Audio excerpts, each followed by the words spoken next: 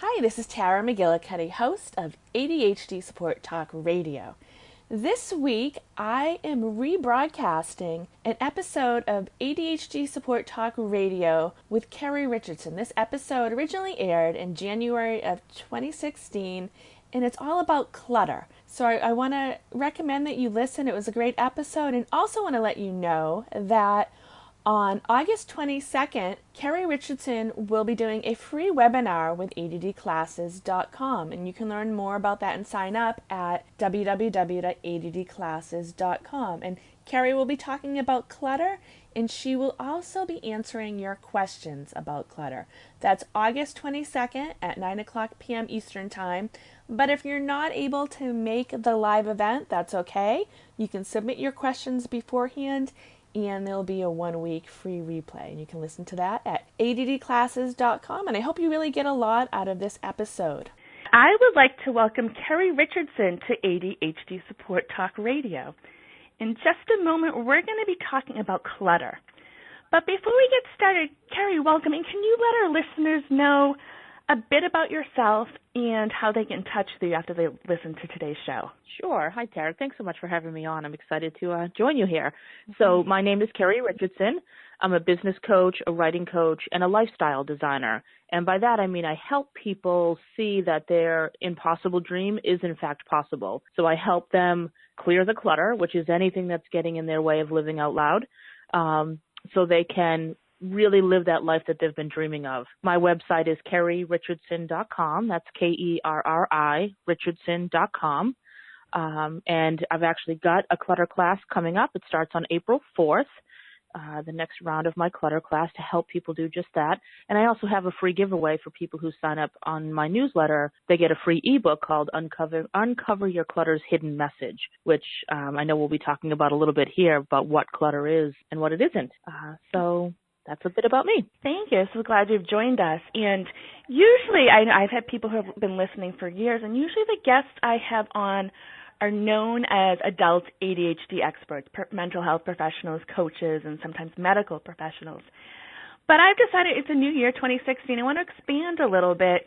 And you're somebody who has some great resources to help people with ADHD in general, people in general. So I thought I'd have you on, and I admit I took your clutter class last fall, and I thought it was great, and the way the structure of it, the way you talk to people. So I thought, you'd be a great resource for adults with ADHD. You may not be the quote unquote ADHD expert, but the stuff. And this is definitely something that I know a lot of my listeners really struggle, and clutter is a challenge. So definitely check out Kerri's website and her resources and sign up for her free giveaway about clutter. So I guess we could get started. What is clutter, or what is your definition of clutter, Kerri? My definition of clutter is, the first thing I say is it's anything that's getting in the way of you living out loud, anything that is preventing you from living the life that you want. Oftentimes when people think about clutter, they just think about the physical stuff, piles of magazines, books, clothes pouring out of their closet, etc. Yes, that's absolutely clutter. That's that traditional kind of typical physical form of clutter. But with that comes emotional clutter, spiritual clutter. There can be digital clutter. So there's all different kinds of clutter, which at first can sound overwhelming. It's like, oh, thanks, Kerri, for telling us there's even more clutter in our lives. But the good news is when you tend to one aspect of your clutter, you're actually by default tending to it all. And so, clutter, when I start with physical clutter, because that's the most accessible for people, the most tangible, because they can see that, what I like to talk to people about is, what does that clutter really represent in your life? It's probably serving a purpose, which people don't really get at first. But if that clutter wasn't serving a role or a purpose in your life, it wouldn't be there. So what I like to help people do is to uncover their clutter's hidden message. Like, let's see what's going on at the source of that clutter so it no longer needs to be in your life. So the clutter, for those of us with ADHD, clutter can be a big issue because some of us, aren't mindful. We don't stop. We don't have homes for our things, and that can be part of it. But it sounds like what you're saying is it's even more involved than that, that it serves it actually serves a purpose. It's not just that we haven't made the time or we haven't created the right home for our stuff. Exactly. And that's a big thing that can help people, I believe, is it's not, you don't have clutter because you're lazy, because you're disorganized, because you're unfocused, any of those things. That might be a part of it, but there's something more to the clutter there. It's there to give you a message. It's like it wants to talk to you. And so if you were to imagine, like, what might my clutter be saying to me? And I can give you an example to help you see it. I had one client who just had this area in her kitchen that was just a clutter hotspot, was always collecting stuff, no matter how many systems she put in place or organizational pins, it just always accumulated clutter. And so through our coaching and through our discussions over a period of time, what we eventually came to was she was ready to go back into the workplace because her child was old enough now that she could go back to work. And she had some fear around ending up in a work environment that was toxic because she had been in some like that before. So she feared going back into that same scenario. And so she told herself, well, you know what? I'll look for a job as soon as this clutter area in my kitchen is cleaned up.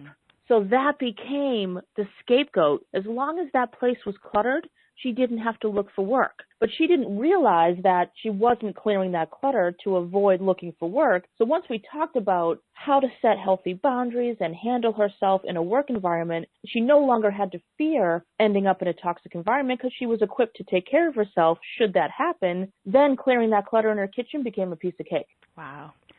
Yeah, and I think the average person who struggles with clutter or is challenged by it or notices it probably has not looked at it that way, isn't looking for the message it's trying to send you. I mean, that's going to be life-changing when somebody figures that out, or when you as a coach help somebody realize that. Yeah, it's almost like I can, I work with everyone virtually, but it's almost like I can feel this light come on that they're like, oh gosh, I never realized it. The other thing, another big aspect of clutter is weight.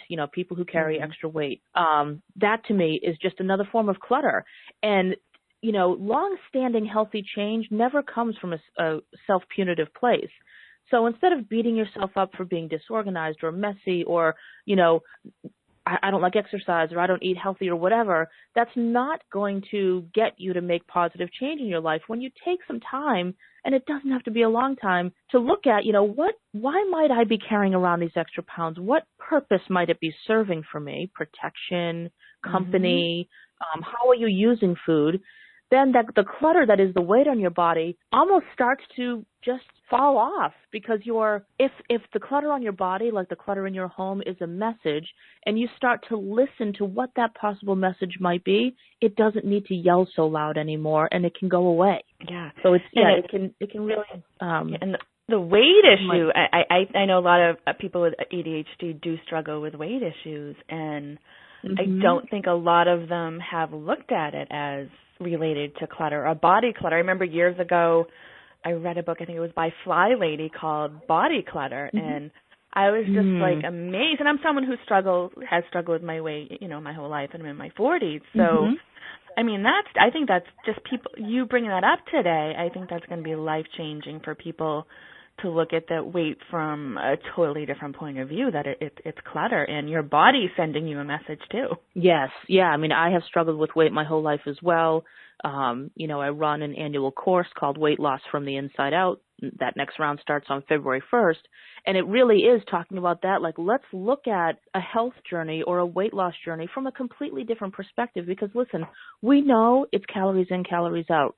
We know it's eat less and exercise more.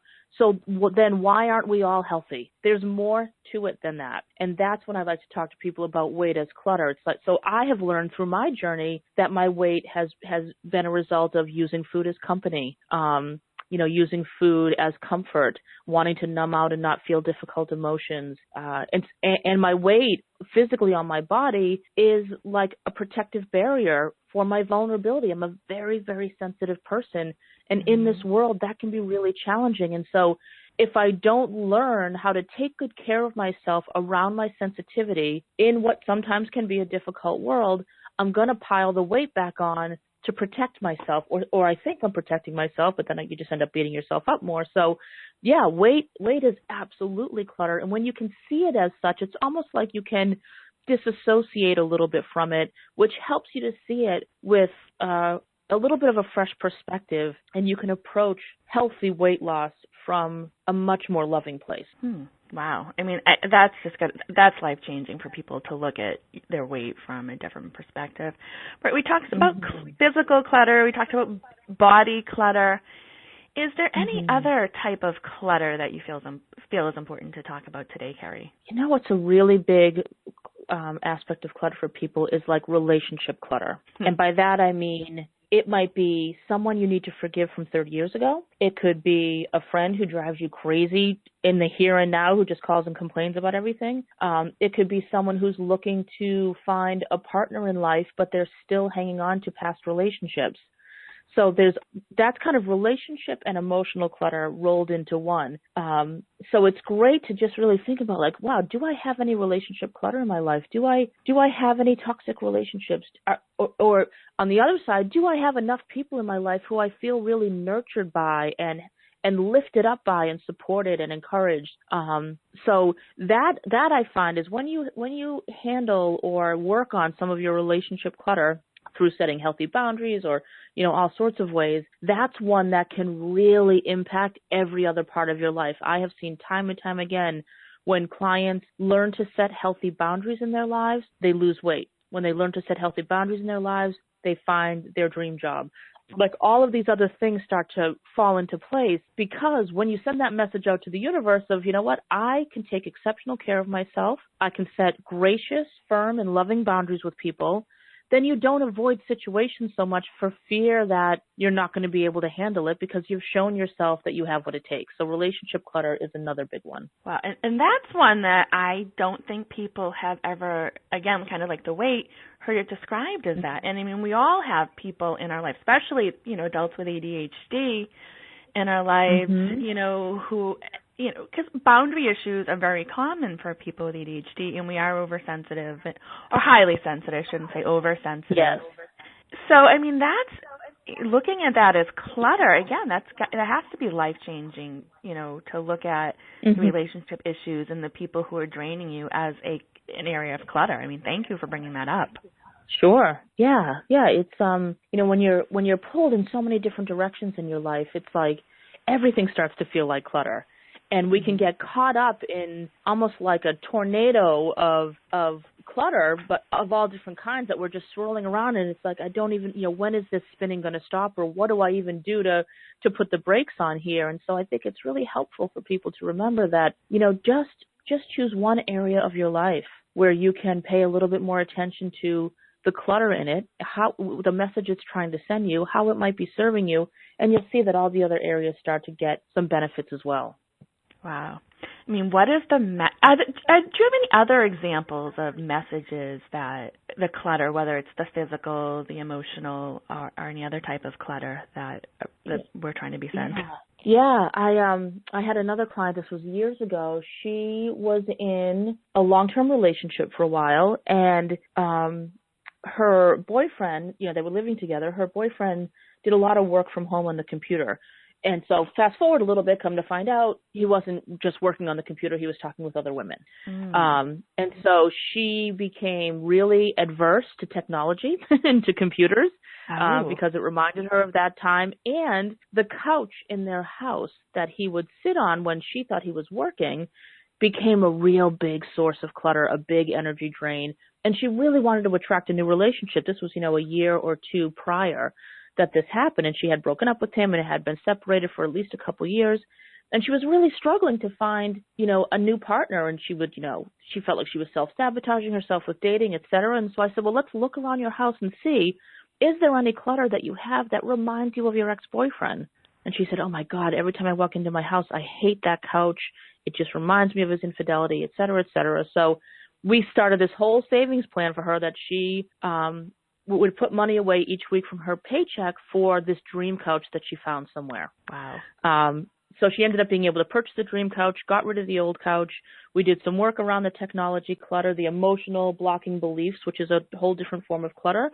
And, she's happy in a new relationship now, married, thrilled, doesn't feel angry at the ex anymore, has forgiven him for herself. I mean, it was a longer process than I'm describing here, but it was like she looked and saw, wow, that couch is clutter, and every day it sends me the message of, you're not worthy of love, or whatever beliefs she created around that experience with her ex-boyfriend. That couch held that message and sent it to her every time she walked into her home. Wow. So that's kind of like a bigger picture example. A smaller, quick example I have is a woman who had just a ton of paperwork in her home, had trouble getting rid of it, and through our conversations we discovered that out of her family, she never really felt like the smart one in the family. She felt like all of her siblings were much smarter than her, and she took comfort in all of these articles and blog posts that she had printed off the internet and filed away, because she felt smart that if there was ever a topic that was being discussed that she didn't feel knowledgeable enough in, she could access these papers. But through our discussions, we determined that your worth is not in those bins and boxes of papers. Like, you don't need those to feel worthy and intelligent and smart. And as we talked about those blocking beliefs, and I walked her through exercises of getting rid of some of that paper little by little, it's like with every paper that left her house, her self-esteem and her self-confidence increased. So the paperwork was actually having the opposite effect that she was hoping for. Instead of making her feel smarter, it was reminding her that she believed she was dumb. Wow. And paper can be a huge challenge for adults with ADHD. And I know a lot of us we try to find the best file system or, different ways to deal with it. And if you're trying to be, and if it's something like that, you're trying to be sent the message, wow, I mean, just hearing that, I think my listeners are all looking at clutter or become aware that it might be something totally different than, what they've believed about clutter, for their whole life. So thank you. Wow. You're welcome. I mean, I think and this can be tricky to wrap our hands around, but if you look at your clutter as a loving messenger, instead of this, seething monster, you can have a completely different relationship with it, and you'll actually be able to handle it and get rid of it in a much better way. Instead of this, all right, I'm going to sit down, buckle down, and get rid of some clutter from a forcing self-punitive place. It's just going to be back the next day or the next week or the next year because you didn't deal with the source of it. Instead, it's like, okay, if you had a message for me, what might you be trying to tell me? Or another way to ask yourself is, if this clutter was gone, what would my life then look like? And then you want to look at, is there anything in that dream result that intimidates you or scares you? Like that example I gave of the woman who didn't realize she wasn't clearing her clutter because she didn't want to go back to work. Wow. Yeah. Thank you so much. I mean, this is great stuff. We are actually towards the end of today's show. Are there any final thoughts that you'd like to leave people with today, Kerri? And could you also give out your website information once again? Sure. Yeah, so any parting thoughts would just be, again, look at your clutter as a loving messenger and get into relationship with it instead of fighting against it. Ask, what is it trying to tell you? What message does it have for you? What opportunities for learning is it providing to you? Clutter, as cheesy as it sounds, can really be your friend. When you look at it that way, it becomes a partner in your journey instead of a roadblock in your journey. My website is kerririchardson.com, Kerri, Richardson.com. My next clutter course starts on April 4th, and my weight loss course next starts on February 1st. Well, thank you so much, Kerri Richardson, and thank you, everyone, for listening to ADHD Support Talk Radio. And if you are listening to us on iTunes or Stitcher, remember you can stop by our website at adhdsupporttalk.com. Thanks again, everyone.